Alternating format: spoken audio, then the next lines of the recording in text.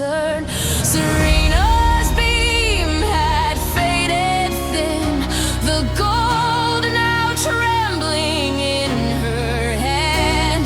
Nyvessa's sigils flickered weak like dying stars above the land. The storm was done, but not the war.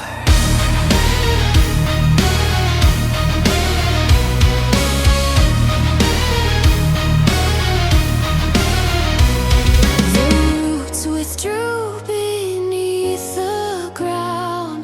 The wind refused a single sound, and silence started moving. The forest watched before we came, before our songs, before our flame, before the cities carved the stone, before our fragile thrones were grown. And when it chose to finally speak, the earth itself began to break. The soil unfolded underfoot as ancient bark began to rise, a towering shape of root and crown, with emerald fire for patient eyes. Branches curved like antlered kings, leaves turned slowly in the light, and every tree within the glade bowed gently to the towering sight. Not rage, not wrath, just endless tide. We fought the woods and broke its hand, we burned the roots across the land, yet still the forest did not cry. It simply waited for reply, for storms may pass, but forests stay.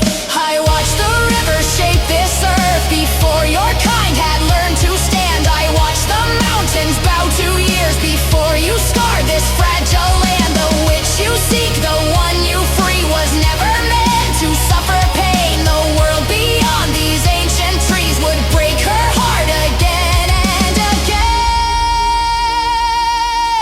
again. Its voice was not a roar of war, but something older than the shore. I kept her where the roots run deep, where wolves and wind and rivers sleep. For love that walks the wider plain may find a world that answers pain. Serena tried to lift her hand, but light would no longer obey. The sun that once had split the sky now flickered weak and slipped away. Nyvessa's emerald horns burned dim, her sigils breaking into dust. She took one step, then slowly fell, and silence followed where she drove. The Solar Felball took its cost. Two stars burned bright, and both were lost. Not death, but empty flame. The forest stood in patient grace, a god of bark and ancient place. No hatred in its emerald sight, just quiet certainty.